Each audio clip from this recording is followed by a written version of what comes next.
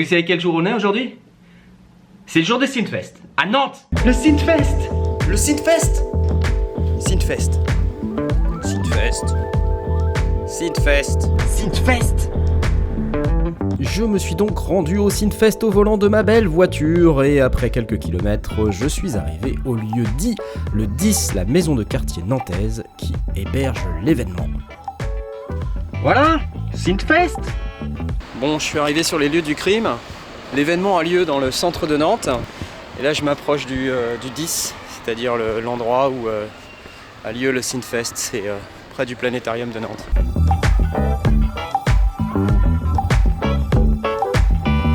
Et voilà, donc j'ai pas de monnaie, je suis désolé. Bonjour. Merci. Il y a un petit autocollant sur le côté, le serré patron. Ouais, d'accord, merci, ouais. Alors ce qui frappe immédiatement, c'est cette ambiance cour d'école où des fondus de synthétiseurs viennent passer tout un week-end pour partager leur passion des machines. On peut y trouver des machines mythiques, comme ici ce magnifique MIDI-Moog Model D, qui côtoie des machines beaucoup plus récentes, comme ici un DeepMind, ou des machines de luthiers venant présenter leur nouveau prototype. Mais les grands fabricants sont également présents, avec ici Native Instruments, qui venait présenter Machine et l'ensemble des contrôleurs de la gamme. Ici, Yamaha arrivait avec ses Reface, Korg et son stand très bien achalandé, dont un Chronos, mais aussi une foultitude de Minilog, Volca et autres joyeusetés.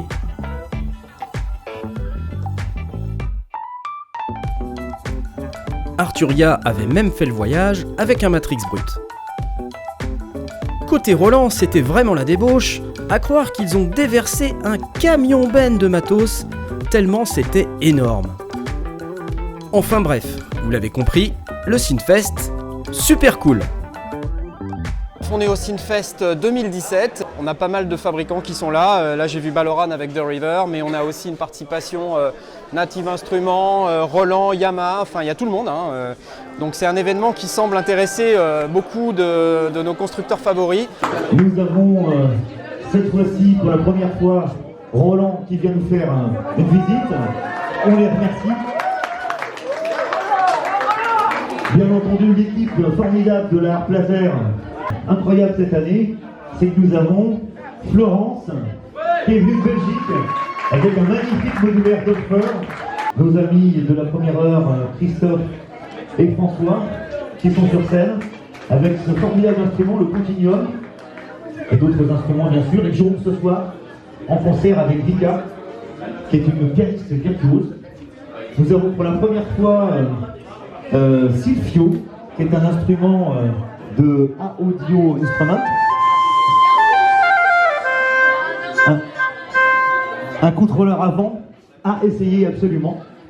Nous avons Native Instruments, voilà, avec toujours leur clavier, leur contrôleur, machine, etc.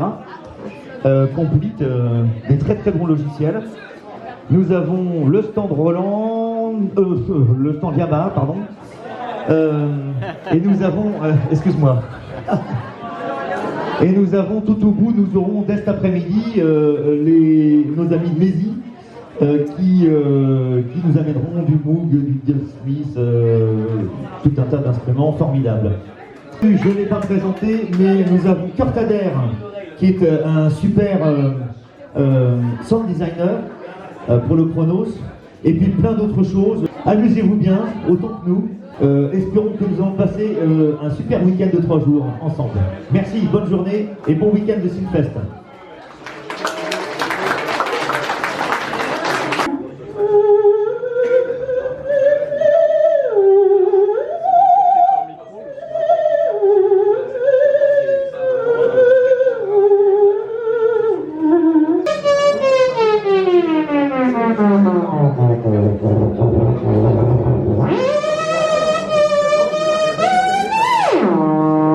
Et je suis au Synthfest 2017 avec Olivier. Olivier, c'est le président de l'association qui organise le Synthfest. Salut Olivier. Bonjour, Alors le Synfest, la définition, c'est la réunion, la rencontre sympathique et amicale de tous les passionnés de synthétiseurs en France. Donc moi je suis président de l'association Patchwork Music. Patchwork Music, c'est une association qui a été créée en 1995 à mon initiative pour gérer un disque du même nom qui était une compilation d'artistes français. Hein. On était des amis français, on faisait déjà des disques, etc.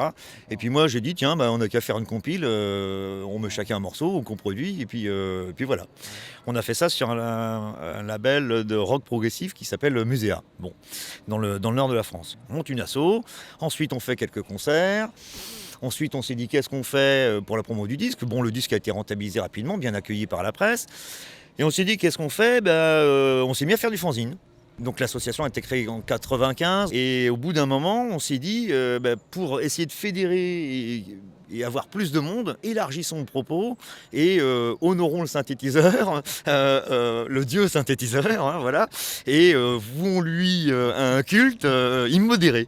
Et comme ça, on va pouvoir rencontrer d'autres passionnés, on va pouvoir échanger avec d'autres musiciens, qu'est-ce qu'ils font, pourquoi ils aiment ça, pourquoi ils ont tant de machines, etc. Et donc, comme on avait déjà fait des concerts dans cette salle, le disque est vraiment sympa. Ici, c'est une ancienne école. On s'est dit, organisons ça là, et puis on fait quand même des concerts le soir. Mais du coup, on a fait des partenariats avec d'un côté des marques qui nous ont suivis direct. Ça a commencé par Korg, ensuite Moog, etc. J'ai fait tourner l'information et on a eu beaucoup de collectionneurs privés de France et de Navarre qui sont venus. Même dès la première année, il y a un gars qui est venu de Genève. Alors là, on s'est dit, quand même, il y en a qui sont motivés. Hein. Et certes, d'entrée de jeu, on avait quelqu'un de Brest, quelqu'un de Lille, quelqu'un de Nîmes. Ça, c'est les mecs de synthé, c'est des fous furieux. Voilà, là. des fous furieux, voilà. Là, au niveau motivation, ça envoie quand même... Et donc, on a continué, on a essayé de s'organiser, grossir un petit peu, pas trop, mais les gens se connaissent, c'est bon enfant, et voilà, et tout le monde est ravi. C'est familial, on va dire ça comme ça. Ah mais hein. c'est ce qu'on voit, Voilà, c'est une vraie réussite voilà. Et on peut entrer en contact très facilement avec plein de gens, là, les visiteurs, moi-même. J'étais en train de regarder un truc et puis il y a un gars qui est arrivé, qui a commencé à engager la conversation et puis voilà, c'est sympa, bravo pour ça. Hein. Oui, c'est une rencontre amicale de passionnés de synthétiseurs. Avant tout, c'est ça le truc. Donc c'est l'inverse d'un salon où on dit vous avez payé tant de mètres carrés, vous signez le contrat là, c'est pas ça. Donc là j'ai vu que tu as pas mal de fabricants, donc il y a Yamaha, il y a Native Instruments, il y a Korg, il y a Roland, là j'ai vu il y a Arturia. Et là, il y a même Baloran qui vient du Nord-Pas-de-Calais avec un synthé analogique 8 voix qui a l'air absolument terrible, qui commence à faire le buzz un petit peu sur Internet. On a Laurent, son concepteur, qui est venu spécialement aujourd'hui et puis qui va rester sur les 3 jours pour présenter ses machines. Tu dois être un peu fier, non, j'imagine, que ce truc prenne cette ampleur. Là, ça commence, je peux parler de réussite un petit peu quand même. 4e édition du salon et donc comment tu vois le truc évoluer ? Moi, j'aime bien le lieu. Et je trouve qu'il est à taille humaine. Ouais. Maintenant, la possibilité d'évolution, c'est qu'on fait des concerts le soir. Ouais. Et que là, on ferme à 19h et on a 2 heures pour faire des balances. Et là, je pensais pas que ça prendrait cette dimension-là. Ouais. J'ai dit, le vendredi soir, on n'a qu'à faire des bœufs. Ouais. Et on s'est retrouvé avec une scène mais envahie de claviers, un truc, fallait enjamber les trucs, c'était invraisemblable, il devait y avoir 40 claviers dans le truc, mais des trucs invraisemblables, et une quinzaine de duos, d'improvisation, de trucs, de machin. Alors ça c'est génial à faire une fois, mais techniquement c'était infernal. Ouais. On a Eric Mouquet ça fait la 3e année qui nous fait le plaisir de jouer de la musique pour nous. On peut pas se permettre de lui faire un son pourri, donc il faut que les choses se passent dans de bonnes conditions. Enfin voilà, je pourrais citer d'autres gens, mais on a effectivement une petite reconnaissance dans le milieu, ça intéresse les gens de se montrer face à des spécialistes, parfois effectivement montrer des machines en avant-première. Ouais. Là par exemple, on a Sylvain Bézia qui joue de l'harpe laser, il va, donc là l'harpe laser classique entre guillemets, elle est sur scène et il va pouvoir en jouer, mais ce soir il va faire une première mondiale de son nouveau spectacle avec son nouvel instrument. Ces concerts là il faut les préparer mieux. L'idée ce serait peut-être de continuer le Synfest là et d'organiser les concerts dans une autre salle où les artistes pourraient avoir donc plus de public potentiellement et puis s'installer tranquillement pour faire les balances, installer les trucs toute la journée. À la limite quand les balances sont faites à 5h ils sont là, ils font des autographes et puis on fait un peu de pub, mais qu'on soit pas dans le stress, dans le speed. Ouais, je comprends, là, voilà. c'est compliqué à gérer sinon. Ça finit par être un peu lourd à gérer. Au niveau de la place, on a quand même 2 étages et une autre salle qui est de l'autre côté. Donc, mais dès le début, effectivement, on a eu la chance d'avoir des machines comme un Fairlight, un Moog modulaire 3P. L'année dernière, donc, il y avait un RP 2500. Genre, il y en a 3 en France. Voilà. Donc, des bécanes de rêve, quoi, de collection. Et puis, même dès le début, là, il y a Moslab qui est à La Rochelle, qui fabrique des clones de Moog modulaire, qui est venu. Ensuite, il est venu, je crois, la 2e année, présenter en avant-première des choses. Nous, on essaye aussi d'aider les gens qui font de la lutherie électronique en France. C'est logique, en tant que passionné du synthé, il faut les soutenir. Et là, il y a des gens qui viennent d'Allemagne. Là, c'était un petit peu le thème de cette année, l'amitié franco-allemande. Enfin, il y a du beau monde qui vient, on est content, ça fait des rencontres. Maintenant, ce qu'il faut bien comprendre, c'est qu'on est une association loi 1901 non subventionnée et qu'à l'origine, on est juste un collectif de musiciens, enfin d'artistes qui essayent de vendre leurs disques. Je dirais qu'on fait des miracles avec rien, quoi. Hein. C'est parce que les gens nous soutiennent, nous font confiance et puis aiment cette ambiance-là. Par exemple, là, il y a Frédéric Rousseau là, qui va arriver cet après-midi et qui va faire une présentation des logiciels de l'IRCAM. Ça, c'est toujours spectaculaire parce que l'IRCAM, c'est ce qu'on va avoir dans 10 ans dans les bécanes. Je précise quand même pour ceux qui ne connaissent pas que Frédéric Rousseau, c'est le principal collaborateur de Vangelis et qu'il a aussi officié dans la JAR Team. On a Michel Geiss qui a été le principal collaborateur de Jean-Michel Jarre pendant une 30aine d'années, qui va venir aussi montrer son synthétiseur virtuel. Enfin, on a quelques noms qui parlent. C'est fou ça, c'est fou comment ces gens-là, ils arrivent sur Synfest à Nantes, organisé, comme tu dis, par un collectif d'artistes qui veut juste vendre des disques. Il n'y avait pas ce genre d'événement en France. Ouais, c'est ça, après, moi, Michel Geiss, je l'ai rencontré en 88. Francis Rimbert, je l'ai rencontré dans les années 80 aussi. Enfin voilà, je travaille aussi avec des marques. J'ai fait des démonstrations pour Arturia, pour Korg, pour RP. Enfin voilà. Donc je suis en relation directement avec les marques et les responsables. Donc je dis pas que c'était facile, mais ça aide quand même de connaître les gens.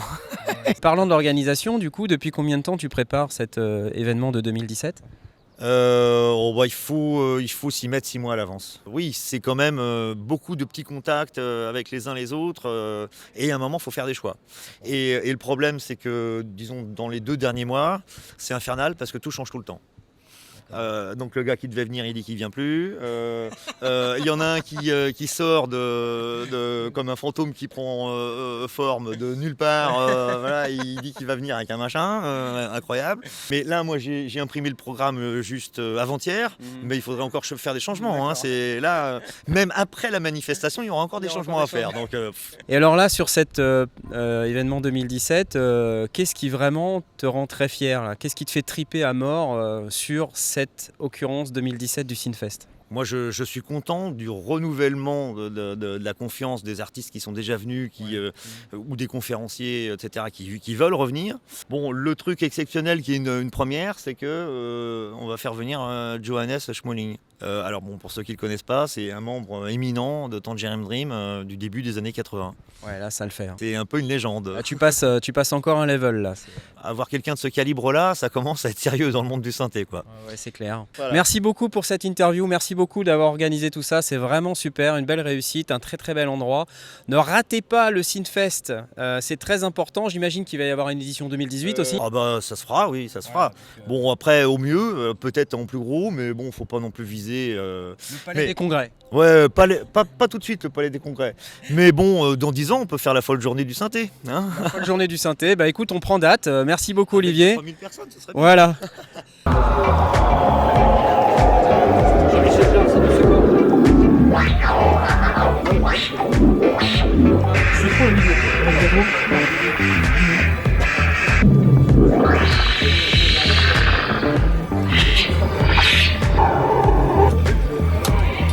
Voilà. Le secret de mon match est bien gardé.